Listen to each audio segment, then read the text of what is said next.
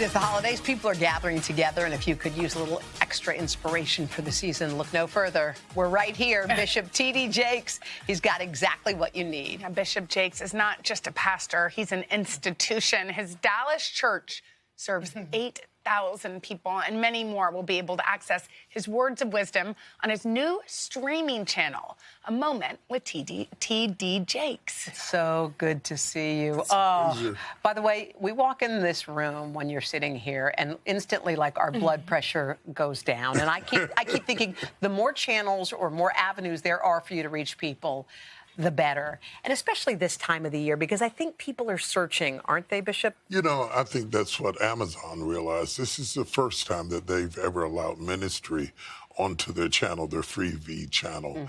And I think they understand that they want to serve a broader audience, a broader base. And they were unpredictable. Certain times and seasons in our lives, we need support in a way we didn't need otherwise. The holidays are one of those times that we see these picture-perfect relationships on TV, and then we go home to reality and mother-in-laws and father-in-laws and kids and grandkids and all that kind of crazy stuff. Yeah, I mean, I think, as you said, the holidays can be a very joyful time, but also people that are alone, people that have lost somebody they love, it's always can be very difficult. What do you say to those that are hurting this time of year? You know, first thing, a very practical thing is if you suspect that you're going to have a tough holiday, break your tradition. Go do something different. Whether it's serving in a homeless shelter or whether it's going on a cruise, or just break your tradition. Don't sit in the house where they were and feel the pain and let the pain catch you. Get ahead of it and do something fresh. Give yourself to somebody who's in trouble. And there's something about giving that does something for you that renews your mind and spirit. There's so many people, I feel like, who have lost their voice in their lives, you know, whether they're in a relationship where they don't feel heard or they're in a job where they feel like nobody sees them, and they're trying to find their way out of that. What's some words for those? I've got some funny things to say about that. I think that real self-esteem comes from within. And I don't think it's wise to give your power away to their reaction in order to determine who you are.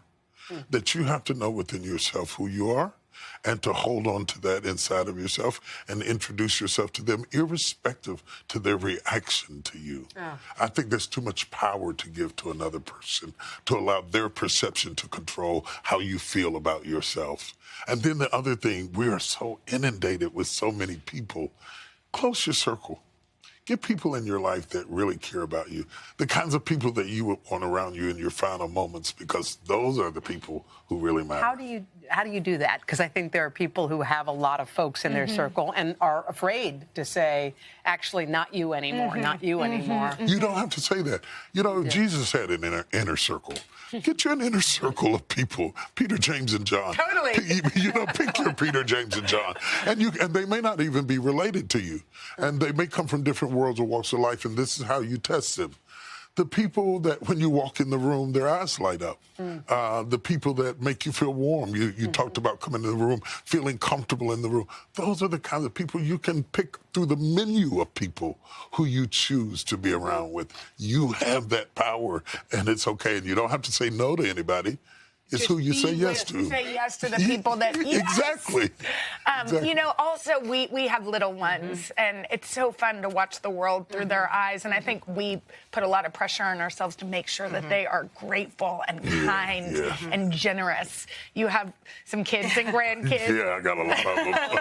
I've got a nation. How can we teach them what really matters? You know something? They actually taught me. Because as a father, I was busy giving them the things I never got.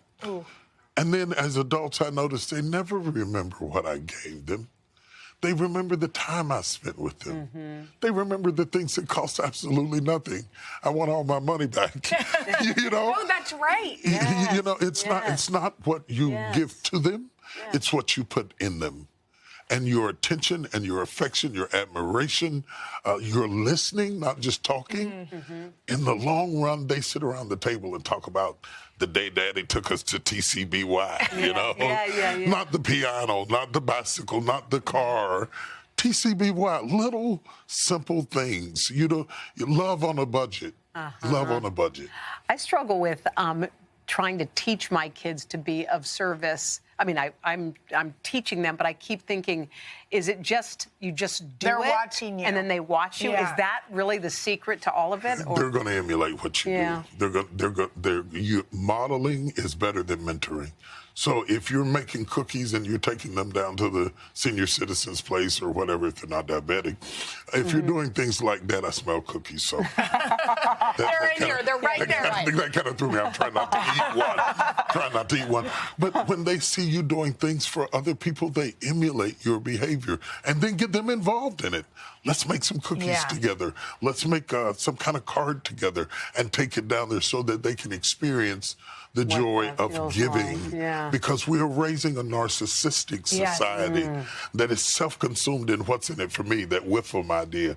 And you don't want that in your children, because one day you're going to be depending on their compassion when you're older. And if you didn't put it in them, you can't get it out. Oh, my gosh. Okay, well, before we let you go, we don't want to let you go. Will you just tell us what your hopes are for all of us out there during this season? My hopes are that we would narrow our perspectives to what unites us rather than what divides us. We're all going to have uniquenesses and unique interests. That will never change. We will never agree about everything. But let's find out what's common to us. Your love for children, your love for life, your need for clean air and clean water, just simple things. And let's coalesce our relationships around what we have in common rather than what divides us. There's more to unite us than there is to divide us. Yeah.